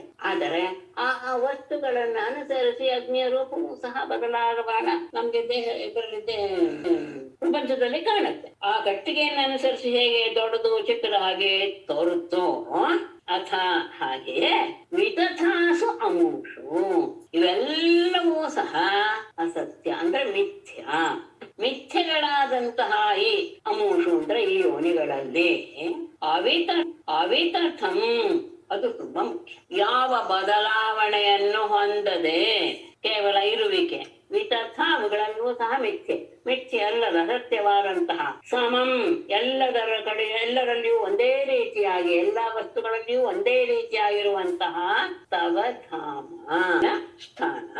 ಆದ್ರೆ ಮಿಥ್ಯಾದ ಈ ಎಲ್ಲ ದೇಹಗಳಲ್ಲಿಯೂ ಸಹ ಸತ್ಯವೂ ಸಮವೂ ಆಗಿರುವಂಥದ್ದು ನಿನ್ನ ಧಾಮ. ಅಂದ್ರೆ ನಿನ್ನ ಇರುವಿಕೆ ಅಷ್ಟೆ. ಅದು ವಿರಜತಿಯ ಎಲ್ಲ ದೋಷಗಳನ್ನು ರಜ ವಿರಾಜ ರಜ ರಜ ವಿರಾಜ ರಜ ಅಂದ್ರೆ ದೋಷ ಅಂದ್ರೆ ಧೂಳು ಅಂದ್ರೆ ದೋಷಗಳನ್ನ ಕಳೆದುಕೊಂಡಂತಹ ಧಿಯ ಬುದ್ಧಿಯುಳ್ಳಂತಹ ವಿಪಣ್ಯವ ಅಭಿ ಗಮನಿಸಿದ್ದು ಅತ್ಯಂತ ಉತ್ತಮವಾದ ಸಂಸ್ಕೃತವರಿಗೆ ವಿಶೇಷ ಅರ್ಥ ಕೊಡುತ್ತೆ ಈ ಶಬ್ದ. ಪಣಧಾತುವಿಗೆ ಸ್ತುತೌ ವ್ಯವಹಾರ ಪಣಧಾತು ಇದೆ. ಪಣಧಾತು ಪಣತಿ ಅಂದ್ರೆ ಸ್ತುತಿಸ್ತಾನೆ ಅಂತ ಅರ್ಥ. ಲೋಕದ ವ್ಯವಹಾರ ಮಾಡ್ತಾನೆ ಅನ್ನುವ ಅರ್ಥದಲ್ಲಿ ಇದೆ. ಇಲ್ಲೇ ವ್ಯವಹಾರ ಅಂತ ತಗೊಂಡಾಗ ವಿಪಣ ಅಂದ್ರೆ ಆ ವ್ಯವಹಾರದಿಂದ ಹೋದವರು. ಅಭಿತಃ ಅಂದ್ರೆ ಸುತ್ತಲೂ ನಡೆಯುವಂತಹ ಯಾವ ವ್ಯವಹಾರದಲ್ಲಿಯೂ ತಮ್ಮನ್ನ ತೊಡಗಿಸಿಕೊಳ್ಳದೇ ಇರುವಂತಹವರು. ಏಕರಸಂ ಕೇವಲ ಸತ್ತಾ ಮಾತ್ರದಲ್ಲಿ ಕಾಣುವಂತಹ ನಿನ್ನನ್ನ ಅನ್ವಯಂತೆ ಹೊಂದುತ್ತಾರೆ ಅಥವಾ ನಿನ್ನನ್ನ ಸಾಕ್ಷಾತ್ಕರಿಸಿಕೊಳ್ತಾರೆ. ಅಂದ್ರೆ ಇಂತಹದ್ದು ಇದೆ. ನಮಗೆ ಹಾಗೆ ತೋರುತ್ತೆ ತರತಮ ಭಾವ, ಯಾಕೆಂದ್ರೆ ನೀನೇ ಮಾಡುವಂತಹ ನಮಗೆ ಹಾಗೆ ತೋರುತ್ತೆ ತರತಮ ಭಾವ, ಯಾಕೆಂದ್ರೆ ನೀನೇ ಮಾಡುವಂತಹ ಪರಮಾತ್ಮನೇ ಸೃಷ್ಟಿಸುವಂತಹ ಅದರಲ್ಲಿ ಅವನಿದ್ದಾನೆ ಅಂತ ಹೇಳಿದ್ರೆ ಆ ಸೃಷ್ಟಿಯಾದ ವಸ್ತುಗಳ ರೂಪವನ್ನೇ ನಾವು ಪರಮಾತ್ಮನ ರೂಪದಲ್ಲಿ ನೋಡ್ಬೇಕು ತಾನೆ. ಹಾಗೆ ಕಾಣಿಸ್ತಾನೆ. ಹೌದು, ಉದಾಹರಣೆಗೆ ಸಣ್ಣ ಚಂಬಿನಲ್ಲಿರುವಂತಹ ನೀರು, ದೊಡ್ಡ ಕೊಡದಲ್ಲಿರುವಂತಹ ನೀರು ಹಾಗೆ ಅವಳು ತಮ್ಮ ತಮ್ಮ ರೂಪವನ್ನು ತೋರಿಸುತ್ತವೆ. ಲೋಟದಲ್ಲಿರುವಂತಹ ನೀರು ಬೇರೆ, ಚಮಚದಲ್ಲಿರುವ ನೀರು ಬೇರೆ. ಹಾಗೆ ಅಂತ ನೀರು ಒಂದೇ ತಾನೆ, ನೀರು ಒಂದೇ. ಆದರೆ ಆ ವಸ್ತುಗಳಲ್ಲಿ ಹೇಗೆ ಅದು ಬೇರೆ ಬೇರೆಯಾಗಿ ನಮಗೆ ಗೋಚರವಾಗುತ್ತೋ ಹಾಗೆ ನೀನು ಗೋಚರವಾಗ್ತೀಯ. ಆದ್ರೆ ಇದ್ರೆಲ್ಲದರಲ್ಲಿಯೂ ಸಹ ನೀನು ಇದೆಯಾ. ನೀನೇ ಮಾತ್ರ ಏನು ಅವಿಥತಂ ಅಷ್ಟೇ ಅಲ್ಲ, ಸಮಂ ಸತ್ಯವೂ ಸಮವೂ ಆದಂತಹ ನಿನ್ನ ಇರುವಿಕೆ ಇದೆಯಲ್ಲ, ಅದನ್ನ ಎಲ್ಲ ದೋಷಗಳನ್ನು ಕಳೆದುಕೊಂಡಂತಹ ವಿರಜತಿಯ ಶುದ್ಧ ಚಿತ್ತರಾದವರು. ಅಭಿವಿಪಣ್ಯವ ಲೋಕದ ವ್ಯವಹಾರವನ್ನ ಪೂರ್ತಿ ತ್ಯಜಿಸಿದವರು ಆದಂತಹ ಜ್ಞಾನಿಗಳು ಅದನ್ನ ತಿಳ್ಕೊಳ್ತಾರೆ. ಏಕರಸಂ ಅದು ಒಂದು ಮಾತ್ರ. ಏಕರಸ ಅಂದ್ರೆ ಸತ್ಯ, ಸಮ ಮತ್ತು ಇರುವಿಕೆ, ಈ ಮೂರು ಮಾತ್ರ ಇರುವಂತಹ, ಎಲ್ಲದರಲ್ಲಿಯೂ ಒಂದೇ ರೀತಿಯಾಗಿರುವುದನ್ನು ಮಾತ್ರ ತೋರಿಸುವಂತಹ ವಿಷಯವನ್ನ ಇಂಥವರು ಅರ್ಥಕೊಳ್ತಾರೆ. ನಿನ್ನೆ ನನಗೆ ಆಗಿದ್ದು ಅಂತ ಹೇಳ್ಕೊಳ್ತಿದ್ದೀನಿ. ಧ್ಯಾನದ ಸಂದರ್ಭದಲ್ಲಿ ನನಗೆ ಒಂದು ಆಗ ನನಗೆ ಈ ಸತ್ತ ಮಾತ್ರ ಎನ್ನುವಂತಹ ಜ್ಞಾನದ ಅನುಭವ ಆಯ್ತು. ಅವರು ನಾನು ಎನ್ನುವಂತಹದ್ದಿದೆ, ಜ್ಞಾನದ ಅನುಭವ ಆಯ್ತು. ಅವರು ನಾನು ಎನ್ನುವಂತಹದ್ದಿದೆಯಲ್ಲ, ನಮ್ಮ ಇನ್ನೇನು ಬೇಡ, ಏನು ಎಲ್ಲ ತೆಗೆದ್ಬಿಡೋಣ, ಕೇವಲ ನಾನು ಎನ್ನುವುದು ಇಟ್ಕೊಂಡಾಗ ಅದು ಎಷ್ಟು ನಮ್ಗೆ ಆನಂದ ಕೊಡುತ್ತಲ್ವೇ ಅಂತ ಇದ್ದಕ್ಕಿದ್ದ ಹಾಗೆ ನಿನ್ನೆ ಧ್ಯಾನದಲ್ಲಿ ಕೂತಾಗ ಆ ಅನುಭವ ನನಗೆ ಅನ್ನಿಸ್ತು. ಹೌದು, ನಾನು ಅನ್ನೋದು ಎಲ್ರು ಇಷ್ಟಪಡ್ತಾರೆ ತಾನೆ. ಯಾಕೆ ಇಷ್ಟಪಡ್ತೀವಿ? ಆಗ ನೇನು ಬೇಡ ಅಂದ್ರೆ ನಾವು ಯಾವ ಧ್ಯಾನ ಅಂದ್ರೆ ಮೂರ್ತಿಯನ್ನಾಗಲಿ ಏನನ್ನೂ ಇಟ್ಕೊಂಡಿರ್ಲಿಲ್ಲ. ಕೇವಲ ನಾನು ಇದೇನೇ ಇಲ್ಲ ನಾನು ಅನ್ನೋದಷ್ಟೇ. ಇದೀನಿ ಅಂತ ಇನ್ನೊಂದು ಕ್ರಿಯೆನೂ ಕೇವಲ ನನ್ನ ಅಸ್ತಿತ್ವ ಅಥವಾ ಸತ್ತ ಮಾತ್ರ ಅಂತ ಅಂತಲ್ಲ. ಅದರ ಅನುಭವ ನಿನ್ನೆ ನನಗೆ ಅನ್ನಿಸ್ತು. ಹೌದಲ್ವ ಇದೇ ಅಲ್ವಾ ಆನಂದ ಅಂತ ಒಂದ್ ರೀತಿಯಾದಂತಹ ಅಂದ್ರೆ ಅದು ಒಂದ್ ರೀತಿ ಆನಂದವನ್ನು ನಾನು ನಿನ್ನೆ ಅನುಭವಿಸಿದೆ. ಇದ್ದಕ್ಕಿದ್ದಂಗೆ ಈಗ ನೆನಪು ಬಂತ ಅಷ್ಟೆ. ಹಾಗಾದಾಗ ಎಲ್ಲರಲ್ಲಿ ಇರುವುದು ಒಂದೇ, ಆದ್ರೆ ಆ ಇರುವುದು ಅನ್ನೋದು ಇದೆಯಲ್ಲ, ಅದೇ ನಾನು ಹೇಳಿದ್ನಲ್ಲ, ನೀರು ಎಲ್ಲ ಪಾತ್ರೆಗಳಲ್ಲಿ ಇವೆ. ಅಂದ್ರೆ ಅವುಗಳ ಆಕಾರವನ್ನು ತೋರಿಸುತ್ತೆ ಆ ನೀರುಗಳು. ಆದ್ರೆ ಎಲ್ಲವನ್ನ ತೆಗೆದು ಬಿಡಿ, ಆಗ ಇರುವುದೇನು ನೀರು. ಹಾಗೆ ಉಪಾದಾನ ಕಾರಣವಾಗಿ ನೀನೇ ಸೃಷ್ಟಿಸಿರುವಂತಹ ಉಚ್ಚ ನೀಚಗಳಾದ ಅನೇಕ ರೀತಿಯ ವಿಚಿತ್ರವಾದ ಶರೀರಗಳಲ್ಲಿ ನೀನು ಇದ್ದಿದ್ರಿಂದ ಅವುಗಳೆಲ್ಲ ಹೊರಗೆ ಬಂದಿದೆ, ಉಪಲಬ್ಧಿ ಆಗ್ತೀಯ. ಆಗ ನೀನೇ ನಿರ್ಮಿಸಿದ ದೇಹಗಳನ್ನ ಅನುಸರಿಸಿನೇ ನೀನು ತರತಮ ಭಾವದಿಂದ ನಮಗೆ ಎಲ್ಲರಿಗೂ ಸಹ ಪ್ರಕಾಶ ಕೊಡ್ತೀಯ. ಹೇಗೆ ಬೆಂಕಿಯ ಶಕ್ತಿ ಒಂದೇ ಆದರೂ ಸಹ ಅದು ಯಾವುದರಲ್ಲಿ ಇದೆ ಅನ್ನೋದನ್ನ ಅನುಸರಿಸಿ ಕಟ್ಟಿಗೆ ನೋಡ್ಕೊಂಡು ಅದರ ದೊಡ್ಡದೋ ಚಿಕ್ಕದೋ, ದೊಡ್ಡದಾಗಿ ಉರಿತಾ ಇದೆ, ದೊಡ್ಡ ಕಟ್ಟಿಗೆಯಲ್ಲಿ ಉರಿತಾ ಇದೆ, ಸಣ್ಣ ಕಡ್ಡಿಯಲ್ಲಿ ಉರಿತಾ ಇದೆ, ಅದು ಎಲ್ಲವೂ ಅಗ್ನಿನೇ. ಆದ್ರೆ ಹೇಗೆ ಬೇರೆ ಬೇರೆ ಅಂತ ಅನ್ಸುತ್ತೋ ಹಾಗೆ ಮಿಥ್ಯೆಯಾದಂತಹ ಈ ದೇಹಗಳಲ್ಲಿ ಸತ್ಯವಾದ ಅಂದ್ರೆ ಇರುವಂತಹದ್ದು ಸಮವಾದಂತಹ ಸತ್ತ ಮಾತ್ರ ಅದು ಏಕರಸ, ಒಂದೇ ರೀತಿಯಾದದ್ದು, ಯಾವಾಗಲೂ ಬದಲಾವಣೆ ಆಗದೇ ಇರುವಂತಹ ನಿನ್ನ ಸ್ವರೂಪವನ್ನ ಶುದ್ಧ ಚಿತ್ತರಾದ ಲೋಕ ವ್ಯವಹಾರದ ಪೂರ್ತಿಯಾಗಿ ಕಡೆಗಣಿಸಿ ತ್ಯಾಗ ಮಾಡಿದಂತಹ ಯೋಗಿಗಳು ಸಾಧ್ಯ. ಇಲ್ಲಿ ಒಂದು ಕ್ಷಣಕ್ಕೆ ತಗೊಳ್ತಾರೆ, ಒಳ್ಳೆ ಶ್ರುತಿ, ಇದು ನಾವೆಲ್ಲರೂ ಕೇಳಿದ್ದೀರಾ ಅಂತ ಹೇಳ್ತೀನಿ. ಏಕೋದೆ, ಯಾಕಂದ್ರೆ ಇದು ಹೈಸ್ಕೂಲಲ್ಲಿ ಆರಂಭದಲ್ಲಿ ಸಂಸ್ಕೃತ ಪಾಠದಲ್ಲಿ ಇರುವಂತಹದ್ದು. ಏಕೋ ದೇವ ಸರ್ವಭೂತೇಷು ಗೂಢಃ ಸರ್ವವ್ಯಾಪಿ ಸರ್ವಭೂತಾಂತರಾತ್ಮ ಕರ್ಮಾಧ್ಯಂತರಾತ್ಮ ಕರ್ಮಾಧ್ಯಕ್ಷ ಸರ್ವಭೂತಾನಿ ವಾಸಃ ಸಾಕ್ಷಿ ಚೇತ ಅಂದ್ರೆ ಚೈತನ್ಯ ಸ್ವರೂಪ ಅಂತ ಕೇವಲ ನಿರ್ಗುಣಶ್ಚ. ಶ್ರುತಿ ಇದನ್ನ ಕೊಟ್ಟು ಇದನ್ನ ವಿವರಿಸಿಕೊಟ್ಟಿದ್ದಾರೆ. ತಾನು ನಿರ್ಮಿಸಿದ್ದು ತಾರತಮ್ಯ ಭಾವ ಇದೆ ಎಂದಾಗ ಅದರಲ್ಲಿ ಅವನು ಸಹ ಹಾಗೆ ಇದಕ್ಕೆ ಶ್ರೀಧರಿಯರು ಹೇಳಿರುವ ಶ್ಲೋಕ ನೋಡಿ. ಸ್ವನಿರ್ಮಿತೇಷು ಕಾರ್ಯೇಷು ತಾರತಮ್ಯ ವಿವರ್ಜಿತಂ ಸರ್ವಾನುಸ್ಯೂತ ಸನ್ಮಾತ್ರಂ ಭಗವಂತಂ ಭಜಾಮಹೇ. ಹೇಳಿದೆಲ್ಲ ವಿಷಯವೂ ಸಹ ಬಹಳ ಸಂಕ್ಷೇಪವಾಗಿ ಹೇಳಿಬಿಟ್ಟಿದ್ದಾರೆ. ಸ್ವನಿರ್ಮಿತೇಷು ಕಾರ್ಯೇಷು, ತಾನೇ ಮಾಡಿದಂತಹ ಕಾರ್ಯಗಳು ಅಂದ್ರೆ ಯೋನಿಗಳು, ಜನ್ಮಾದಿ ಶರೀರಗಳು. ತಾರತಮ್ಯ ವಿವರ್ಜಿತಂ, ತಾರತಮ ಭಾವ ಎನ್ನುವುದು ಇಲ್ಲದೇ ಇರುವಂತಹ, ಎಲ್ಲರಲ್ಲಿ ಬೇರೆ ಬೇರೆ ತರ ಕಾಣುತ್ತೆ, ಆದ್ರೆ ಅದರಲ್ಲಿ ಇವನಲ್ಲಿ ಅಂದ್ರೆ ಅದರ ಆ ಯೋನಿಗಳಲ್ಲಿ ಇರುವಂತಹದ್ದು ಯಾವುದೋ ಅದರಲ್ಲಿ ತಾರತಮ ಭಾವ ಇಲ್ಲ. ಸರ್ವಾನುಸ್ಯೂತ ಸನ್ಮಾತ್ರಂ, ಎಲ್ಲದರಲ್ಲಿಯೂ ಪ್ರವೇಶಿಸಿ ಕೇವಲ ಇರುವಿಕೆ ಎನ್ನುವ ರೀತಿಯಲ್ಲಿ ತೋರ್ತಾ ಇರುವಂತಹ ಭಗವಂತಂ ಭಜಾಮಹೇ. ಆಮೇಲೆ ಮುಂದಿನ ಹೇಳ್ತಾರೆ, ಅದಕ್ಕೆ ಏನ್ ಬೇಟಿಗೆ ತಗೊಳ್ತಾರೆ ಅಂದ್ರೆ, ಯದ್ಯಪಿ ದೇಹದ ಒಳಗೆ ಆತ ಪ್ರವೇಶ ಮಾಡಿದಾನೆ ಅಂತ ಹೇಳಿದಾಗ ಆ ದೇಹ ಎನ್ನೋಣ, ಆದರೆ ಆ ದೇಹದ ಉಪಾಧಿಯಿಂದ ಉಂಟಾದಂತಹ ದೋಷ ಪರಮಾತ್ಮನಿಗೂ ಸಂಬಂಧವಾಗ್ಬಿಡುತ್ತೆ ಅಲ್ವೇ? ಯಾಕೆ ಅಂದ್ರೆ ಈ ಜೀವಾತ್ಮ ಅಜ್ಞಾನದಿಂದ ಏನೇನೋ ಇಚ್ಛೆ ಪಟ್ಟು ಆ ಇಚ್ಛೆಯನ್ನು ಪೂರೈಸಿಕೊಳ್ಳೋದಕ್ಕೋಸ್ಕರ ಕರ್ಮವನ್ನು ಮಾಡ್ತಾ ಮಾಡ್ತಾ ಜೀವನಿಗೂ ಸಹ ಭಗವದ್ಭಾವ ಬರಕ್ಕೆ ಸಾಧ್ಯವೇ? ಯಾಕೆಂದ್ರೆ ಅವನಿಗೆ ಭಗವಂತನಿಗೆ ಈ ಜೀವನ ದೋಷ ಅಲ್ಲಿ ತಟ್ಟಲ್ವೇ? ಅಂದ್ರೆ ಇಲ್ಲ, ಅಲ್ಲಿರುವಂತಹ ಜೀವನಿಗೂ ಸಹ ಭಗವಂತನ ಅಸ್ತಿತ್ವದ ಅನುಭವ ಆಗತ್ತೆ ಅಂತ ಆ ಮೂಲದಲ್ಲಿರುವಂತಹ ಮೂಲ ಅಂದ್ರೆ ಯಾರು, ಆ ಮೂಲದಲ್ಲಿರುವಂತಹ ಮೂಲ ಅಂದ್ರೆ ಯಾರು ಅನುಸ್ಯೂತ ಇದಾನೋ ಅವನಿಗೆ ಈ ದೋಷ ತಟ್ಟೋದಿಲ್ಲ ಅಂತ ಹೇಳ್ತಾ ಅದಕ್ಕೆ ಶ್ರುತಿವಾಕ್ಯವನ್ನು ಕೊಡ್ತಾರೆ. ಸ ಯಶ್ಚಾಯಂ ಪುರುಷೇ ಯಶ್ಚಾಸೌ ಆದಿತ್ಯೆ ಸಹ ಏಕಃ ತತ್ವಮಸಿ. ಇದು ಚಾಂದೋಗ್ಯದಲ್ಲಿ ಬರುವಂತಹ ವಾಕ್ಯ. ಎಲ್ಲವನ್ನು ವಿವರಿಸಿ ಈ ಪುರುಷನಲ್ಲಿ ಯಾರಿದಾನೋ ಅವನೇ, ಆದಿತ್ಯನಲ್ಲಿರುವಂತಹ ಚೈತನ್ಯವೂ ಅವನೇ, ಅವನು ಒಬ್ಬನೇ, ಆ ಪರಬ್ರಹ್ಮ ತತ್ವವೇ ನೀನಾಗಿದೆಯಾ, ತತ್ ತ್ವಮಸಿ ಅಂತ ಹೇಳುವಂತಹ ಶ್ರುತಿಗಳನ್ನ ಇಲ್ಲಿ ಹಾಕಿದ್ದಾರೆ. ಇಲ್ಲಿ ಯಶವಂತ ಹೇಳಿದ್ದಾರೆ, ಅದಕ್ಕೆ ಸ್ವಲ್ಪ ಇದನ್ನು ಸಂದೇಹವನ್ನು ತಗೊಂಡಿದ್ದಾರೆ, ಅದನ್ನು ಸ್ವಲ್ಪ ಹೇಳ್ತೇನೆ ನಾನು. ಕೃತ್ವರ್ಥಸ್ಯ ಆತ್ಮನಃ ಸ್ತುತಿ ಇಯಂ ಈಶ್ವರತ್ವೇನ ಕ್ರಿಯತೆ ನತು ತಸ್ಯ ಈಶ್ವರತ್ವಂ ಬೋಧ್ಯತೆ ನೈತತ್ ಯುಜ್ಯತೆ ಯತಃ ತಥ್ಯತೆ ನೈತತ್ ಯುಜ್ಯತೆ ಯತಃ ತತ್ರ. ಅದಾಮೇಲೆ ನೋಡೋಣ. ಯಜ್ಞಯಾಗಾದಿಗಳನ್ನೆಲ್ಲ ಮಾಡುವಾಗ ಆ ವ್ಯಕ್ತಿಯನ್ನ ನಾನು ಇದಕ್ಕೆ ಸುಮಾರು ಸತಿ ಈ ತರ ದೃಷ್ಟಾಂತವನ್ನು ಕೊಟ್ಟಿದ್ದೆ. ವಿವಾಹದ ಸಂದರ್ಭದಲ್ಲಿ ವಧೂವರರು ಲಕ್ಷ್ಮೀನಾರಾಯಣ ಸ್ವರೂಪರು, ಹಾಗೆಯೇ ಭಾವ ಸತ್ಕಾರ ಮಾಡ್ತೇವೆ, ಹಾಗೆ ಉಳಿದ ಕ್ರಿಯೆಗಳಲ್ಲೂ ಅಲ್ಲಿ ನಡೆಯುತ್ತೆ.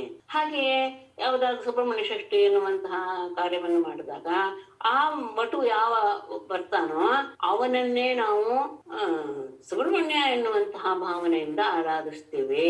ಗಮನಿಸಿ, ಯಾವಾಗ ಅಷ್ಟು ಹೊತ್ತು ಅದು ಗಮನಿಸಿ, ಯಾವಾಗ ಅಷ್ಟು ಹೊತ್ತು ಅದು ಹಾಗೆ ಅಂತ ಅವನು ಯಾವಾಗ್ಲೂ ಸುಬ್ರಹ್ಮಣ್ಯನೇ ಅಥವಾ ಇವ್ರು ಯಾವಾಗ್ಲೂ ಲಕ್ಷ್ಮೀನಾರಾಯಣರೇ ಅಲ್ಲ ತಾನೆ? ಅದು ಸರಿ ಹೊಂದಲ್ವಲ್ಲ, ಆ ಸಂದರ್ಭದಲ್ಲಿ ಮಾಡ್ತೇವೆ, ಅದು ಓಕೆ. ಅಂದ್ರೆ ಮಾಡುವಂತಹ ಸಂದರ್ಭದಲ್ಲಿ ಇದು ಈ ಭಾವವನ್ನು ಹೊಂದಿದೆ ಅಂತ ಇದನ್ನ ಸಂಕಲ್ಪ ಮಾಡಿಕೊಂಡು ನಾವು ಅದನ್ನ ಮಾಡ್ತೇವೆ. ಆದರೆ ಪರಮಾತ್ಮನೇ ಅವನು ಅಂತ ಹೇಳಕ್ ಹೇಗ್ ಸಾಧ್ಯ ದೇವನನ್ನ ಅಂತ ಹೇಳಿದಾಗ ಗಮನಿಸಿ, ಅದಕ್ಕೆ ಒಂದು ಇದು ಕೊಡ್ತಾರೆ ಶ್ರುತಿದು. ಯಸ್ಯ ದೇವೇ ಪರಾಭಕ್ತಿ ಯಥಾ ದೇವೇ ತಥಾ ಗುರೌ ತಸ್ಯ ಏತೆ ಕಥಿತಾ ಹ್ಯರ್ಥಾಃ. ವೇದಾಶ್ವತರೋಪನಿಷತ್ನಲ್ಲಿ ಇರುವಂತಹದ್ದು. ಯಸ್ಯ ದೇವೇ ಪರಾಭಕ್ತಿ, ಯಾರಿಗೆ ಪರಮಾತ್ಮನಲ್ಲಿ ಅತ್ಯಂತ ಭಕ್ತಿ ಅನ್ನೋದಿರುತ್ತೋ, ಹೇಗೆ ಯಥಾ ದೇವೇ ತಥಾ ಗುರು, ಹಾಗೇನೆ ಹೇಗೆ ನೀವು ಪರಮಾತ್ಮನಲ್ಲಿ ಭಕ್ತಿಯನ್ನು ತೋರಿಸ್ತಿರೋ ಹಾಗೆ ಗುರುವಿನಲ್ಲಿಯೂ ತೋರಿಸ್ತೀರಾ ಅಂತ ಹೇಳಿದ್ರೆ ತಸ್ಯ ಏತೇ ಕಥಿತಾಃ ಅರ್ಥಾಃ ತಸ್ಯ ಮಹಾತ್ಮನಃ ಅಂತಲ್ಲಮ್ಮಯ್ಯ, ಎಲ್ಲ ಅಂತಹ ಮಹಾತ್ಮರಿಗೆ ಎಲ್ಲವೂ ಸಹ, ಅಲ್ಲಿ ಇನ್ನೊಂದು ವಿಶೇಷ, ಅಲ್ಲಿ ಎಸ್ಮಾರ್ಕ್ ಹಾಕೋದು ಉಂಟು, ಅಕಥಿತಾಃ ಅರ್ಥಾಃ ಅಪಿ ಅಂತಾನು ಸಹ ತಗೊಂಡ್ಬಿಡ್ತಾರೆ. ಗುರುಗಳು ಹೇಳದೇ ಇರುವಂತಹ ವಿಷಯಗಳೂ ಸಹ ಶಿಷ್ಯನಿಗೆ ಭಾಸಮಾನವಾಗಿ ಬಿಡುತ್ತೆ, ಅದು ಒಂದು ಅರ್ಥ ಹೇಳೋದು ಉಂಟು. ಗುರುಗಳು ಹೇಳಿದ ಎಲ್ಲ ವಿಷಯಗಳು ಸಹ ಇವನಿಗೆ ಭಾಸವಾಗಿ ಬಿಡುತ್ತೆ. ಅಂದ್ರೆ ಏನರ್ಥ? ಎಲ್ಲ ರೀತಿಯ ಅವತಾರಗಳನ್ನು ಮಾಡಿರುವಂತಹ ಪರಮಾತ್ಮನನ್ನೋದೇ ನಿಜವಾದಂತಹ ಪೂಜೆ. ಆವಾಗ ಪ್ರತಿಯೊಂದು ಸಹ ಸಾಧ್ಯ. ಇದು ಮುಂದೆ ಹೇಳಿರುವಂತಹದ್ದು. ಅದನ್ನಿಟ್ಕೊಂಡು ಕೃತಪುರೇಶು ಅಮೇಶು ಅಬಹಿರಂತರ ಸಂವರಣಂ ತವ ಪುರುಷಂ ವದಂತ್ಯಖಿಲ ಶಕ್ತಿ ಧೃತೋಂಶಕೃತಂ ಇತಿ ನುದತಿಂ ವಿವಿಚ್ಯ ಕವಯೋ ನಿಗಮಾವಪನಂ ಭವತಃ ಉಪಾಸತೆ ಅಂಗ್ರಿಂ ಅಭವಂ ಭುವಿ ವಿಶ್ವಸಿತಾಃ. ಸ್ವಕೃತೇಷು ಅಮೇಷು ಪುರುಷಂ ಅಖಿಲ ಧೃತಃ ತವ ಅಂಶಕೃತಂ ವದಂತಿ ಅಬಹಿರಂತರ ಸಂವರಣಂ ಇತಿ ನೃಗತಿಂ ವಿವಿಚ್ಯ ಕವಯಃ ನಿಗಮಾವಪನಂ ಭವತಃ ನಿಗಮಾವಪನಂ ಭವತಃ ಅಂಗ್ರಿಂ ಅಭವಂ ವಿಶ್ವಸಿತಾಃ ಭುವಿ ಉಪಾಸತೆ. ಹೇಗೆ ಪರಮಾತ್ಮ ಜೀವಾತ್ಮ ಒಂದೇ ಎನ್ನುವುದನ್ನ ತಗೊಳ್ತಾರೆ ಇದರಲ್ಲಿ. ಸ್ವಕೃತ ಪುರೇಶು, ಪುರ ಶಬ್ದಕ್ಕೆ ಶರೀರ ಅಂತ. ಸ್ವಕೃತ ಅಂದ್ರೆ ತಾನು ಮಾಡಿದಂತಹ ಕರ್ಮಗಳಿಗೆ ಅನುಸಾರವಾಗಿ ಶರೀರಗಳನ್ನ ಹೊಂದಿರುವ ಅಮೇಶು, ಇವುಗಳಲ್ಲಿ ಅಂದ್ರೆ ಈ ಜೀವಾತ್ಮಗಳಲ್ಲಿ ಪುರುಷಂ ಅಂದ್ರೆ ಅದರಲ್ಲಿ ಇರುವಂತಹ ಜೀವಾತ್ಮನನ್ನ ಏನಂತ ಹೇಳ್ತಾರೆ? ಅಖಿಲ ಶಕ್ತಿ ಧೃತ, ಎಲ್ಲ ಶಕ್ತಿಯನ್ನು ಹೊಂದಿರುವಂತಹ ತವ ಅಂಶಕೃತಂ, ನಿನ್ನ ಅಂಶವೇ, ಸಕಲ ಶಕ್ತಿ ಧರನಾದಂತಹ ನಿನ್ನ ಅಂಶದಿಂದಲೇ ಆಗಿದ್ದು ಅಂತಾನೆ ವದಂತಿ. ತಮ್ಮ ತಮ್ಮ ಕರ್ಮಾನುಸಾರವಾಗಿ ಪ್ರಾಪ್ತವಾದಂತಹ ಆ ಜೀವಾತ್ಮನನ್ನ, ಪುರುಷನನ್ನ ಸಕಲ ಶಕ್ತಿಧರನಾದಂತಹ ನಿನ್ನ ಕಲ್ಪಿತವಾದ ಅಂಶ ಅಂತಾನೆ ಹೇಳ್ತಾರೆ ಜ್ಞಾನಿಗಳು. ಈ ರೀತಿಯಾಗಿ ನೃಗತಿ ಮನುಷ್ಯನ ಜೀವನದ ಸ್ಥಿತಿಯನ್ನ ವಿವೇಚನೆ ಮಾಡಿದಂತಹ ಕವಯ ಜ್ಞಾನಿಗಳು ನಿಗಮಾವಪನಂ, ಶ್ರುತಿಯಲ್ಲಿ ಹೇಳಿದಂತಹ ಕರ್ಮಗಳಿಗೆ ಆವಪನ ಅಂದ್ರೆ ಬಿತ್ತೋದು ಅಂತ, ಕ್ಷೇತ್ರದಲ್ಲಿ ಬಿತ್ತೋದು. ಆ ಸಮರ್ಪಣ ಕ್ಷೇತ್ರವು ಆದಂತಹ ಭವತಃ ನಿನ್ನ ಅಂಗ್ರಿಂ ಪಾದವನ್ನ ಅಭವಂ ಪುನರ್ಜನ್ಮವಿಲ್ಲದೆ ಇರುವುದನ್ನಾಗಿ ತಿಳಿದು ವಿಶ್ವಸಿತಾಹ ಅದರ ಬಗ್ಗೆ ತಿಳಿದುಕೊಂಡವರು ಭುವಿ ಉಪಾಸತೆ ಲೋಕದಲ್ಲಿ ನಿನ್ನ ಪಾದವನ್ನು ಉಪಾಸನೆ ಮಾಡಿ. ಅಂದ್ರೆ ಎಲ್ಲ ವೇದೋಕ್ತವಾದ ಕರ್ಮಗಳಿಗೂ ಸಹ ಸಮರ್ಪಣ ಕ್ಷೇತ್ರ ಯಾವುದು? ನಿನ್ನ ಪಾದ. ಅದು ಇನ್ನೆಂಥದ್ದು? ಅಭವಂ, ಪುನರ್ಜನ್ಮವನ್ನು ಉಂಟು ಮಾಡದೇ ಇರುವಂಥದ್ದು. ಅಂತಹ ಪಾದ ನಿಂದು ಅಂತ ಅದರಲ್ಲಿ ಅತ್ಯಂತ ವಿಶ್ವಾಸವನ್ನು ಇಟ್ಟಂತಹ ಯೋಗಿಗಳು ನಿನ್ನ ಪಾದ ಸೇವೆಯೇ ಉತ್ತಮ ಅಂತ ಭಾವಿಸಿ ಹಾಗೆಯೇ ಅವರು ಉಪಾಸನೆ ಮಾಡ್ತಾರೆ. ಅಂದರೆ ಎಲ್ಲ ಯಾವ್ದಾವ್ದೋ ಅದು ಕರ್ಮಕ್ಕೆ ಅನುಸಾರವಾಗಿ ಅವರವರು ಆ ದೇಹಗಳನ್ನು ಪಡಿತಾರೆ. ಹೌದು, ಇದನ್ನು ಬಿಟ್ಟು ಅಬಹಿರಂತರ ಸಂವರಣಂ ಅದೊಂದು ಬಿಟ್ಟು ನಿನ್ನ ಅಂಶವೇ ಅಂತ ಎಲ್ಲರೂ ಹೇಳ್ತಾರೆ. ಆದರೆ ಅದು ಅಬಹಿರಂತರ ಸಂವರಣಂ. ಅದು ಬಹಿಹಿ ಅಂದ್ರೆ ಹೊರಗಡೆ ಕಾಣೋದು ಕಾರ್ಯ, ಅಂತರಂ ಅಂದ್ರೆ ಕಾರಣ, ಒಳಗಿರುವಂಥದ್ದು. ಅದು ಎರಡು ಕಾರ್ಯಕಾರಣದಿಂದ ಕೂಡಿರುವುದು ಅಂತ ಹೇಳ್ತಿರಲ್ಲ, ಅಲ್ಲ, ವಸ್ತುತಃ ಅದು ಆವರಣ ಶೂನ್ಯವೇ. ಯಾಕೆ? ಕಾರ್ಯವೂ ಇಲ್ಲ, ಕಾರಣವೂ ಇಲ್ಲ ಎನ್ನುವುದನ್ನ ನೃಗತಿಂ ವಿವಿಚ್ಯ. ಹೀಗೆ ಮನುಷ್ಯನ ಜೀವನದ ಗತಿಯ ತತ್ವವನ್ನ ಚೆನ್ನಾಗಿ ವಿಮರ್ಶೆ ಮಾಡಿದಂತಹ ಕವಿಗಳು. ಇದು ಬೇರೆ ರೀತಿಯಾಗಿ ನಮ್ಗೆ ಸಿಗೋದಿಲ್ಲ. ಶ್ರುತಿಯಲ್ಲಿ ಹೇಳಿರುವಂತಹ ಎಲ್ಲ ಕಾರ್ಯಗಳಿಗೂ ಕರ್ಮಗಳಿಗೂ ಸಹ ಕೊನೆಯಲ್ಲಿ ಸಮರ್ಪಣವಾದಂತಹ ಕ್ಷೇತ್ರ ಯಾವುದೋ ನಿನ್ನ ಪಾದ. ಅಷ್ಟೇ ಅಲ್ಲ, ಪಾದ ಜನ್ಮವನ್ನ ಉಂಟು ಮಾಡದೇ ಇರುವಂಥದ್ದು. ಹಾಗಾಗಿ ಅದೇ ಸರಿ. ಉತ್ತಮ ವಿದ್ವಾಂಸರೆಲ್ಲರೂ ಸಹ ಅದನ್ನು ಆರಾಧಿಸ್ತಾರೆ. ಹಾಗೆ ಅವರು ನಂಬಿದರು. ಅದರ ಎಲ್ಲ ಕಡೆಯೂ ಸಹ ಅವನಿದ್ದಾನೆ, ಅವನಿಲ್ಲದೆ ಯಾವುದೂ ಇಲ್ಲ, ಎಲ್ಲರಲ್ಲಿಯೂ ಅಂಶ ರೂಪದಲ್ಲಿ ಅವನಿದ್ದಾನೆ ಅಂತ ತಿಳಿದುಕೊಂಡು ಇದನ್ನೆಲ್ಲ ವಿಮರ್ಶೆ ಚೆನ್ನಾಗಿ ಮಾಡಿದಂತಹ ಗುರು ಇದಕ್ಕೆ ಹಾಗಾದ್ರೆ ನಾವು ಆ ಸ್ಥಾನವನ್ನು ಹೊಂದೋದಕ್ಕೆ ಯಾವ್ದಪ್ಪ ಆಶ್ರಯ ಮಾಡ್ಬೇಕು ಅಂದ್ರೆ ನಿನ್ನ ಪಾದವನ್ನೇ ಆಶ್ರಯ ಮಾಡ್ಬೇಕು ಅನ್ನೋದನ್ನ ಅವ್ರು ಚೆನ್ನಾಗಿ ತಿಳ್ಕೊಂಡ್ಬಿಟ್ಟಿದ್ದಾರೆ. ಯಾಕೆಂದ್ರೆ ಈಗ ವೇದದಲ್ಲಿ ಹೇಳಿರುವಂತಹ ಎಲ್ಲ ಕರ್ಮಗಳಿಗೂ ಸಹ ಅಂತ್ಯ ಯಾವುದು? ನಿನ್ನನ್ನು ಹೊಂದೋದೇ ಅಂತ್ಯ ಆಗಿದೆ. ಹಾಗಾಗಿ ನಿನ್ನ ಪಾದವನ್ನ ಆಶ್ರಯಿಸಿ ಬಿಟ್ರೆ ಸಾಕು. ಅದು ಎಲ್ಲ ರೀತಿಯ ಫಲವನ್ನ, ಅಂದ್ರೆ ಆ ಕರ್ಮದ ಫಲವನ್ನೂ ಕೊಡುತ್ತೆ, ಮತ್ತೆ ಪುನರ್ಜನ್ಮವನ್ನು ಸಹ ನಿವಾರಣೆ ಮಾಡುತ್ತೆ ಅಂತ ವಿಚಾರ ಮಾಡಿ ಯೋಗಿಗಳು ಅದನ್ನ ತಿಳಿದುಕೊಂಡು ಹಾಗೆ ಲೋಕದಲ್ಲಿ ನಿನ್ನ ಪಾದ ಸೇವೆ ಎನ್ನುವುದೇ ಉತ್ತಮ ಮಾರ್ಗ ಅಂತ ನಂಬಿ ಹಾಗೆ ಉಪಾಸನೆ ಮಾಡ್ತಾ ಇದ್ದಾರೆ. ಅದಕ್ಕೆ ನಿಲ್ಲಿಸ್ತೇನೆ. ಸ್ವಲ್ಪ ನಿಧಾನವೇ ಇದು. ಅದು ತಿಳಿದುಕೊಂಡಷ್ಟು ಒಳ್ಳೆಯದು ಅನ್ನುವ ಉದ್ದೇಶದಿಂದಲೇ ನಾನು ಹೇಳ್ತಾ ಇದ್ದೇನೆ. ಇದರಲ್ಲಿ ನಿಮ್ಗೆ ಏನೇ ಸಂದೇಹ ಬಂದ್ರು ಕೇಳಬಹುದು.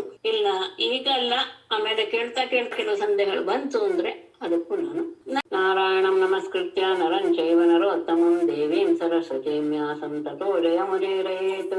ಸರ್ವೇ ಭವಂತು ಸುಖಿನಃ, ಸರ್ವೇ ಸಂತು ನಿರಾಮಯಾಃ, ಸರ್ವೇ ಭದ್ರಾಣಿ ಪಶ್ಯಂತು, ಮಾ ಕಶ್ಚಿತ್ ದುಃಖ ಭಾಗ್ ಭವೇತ್.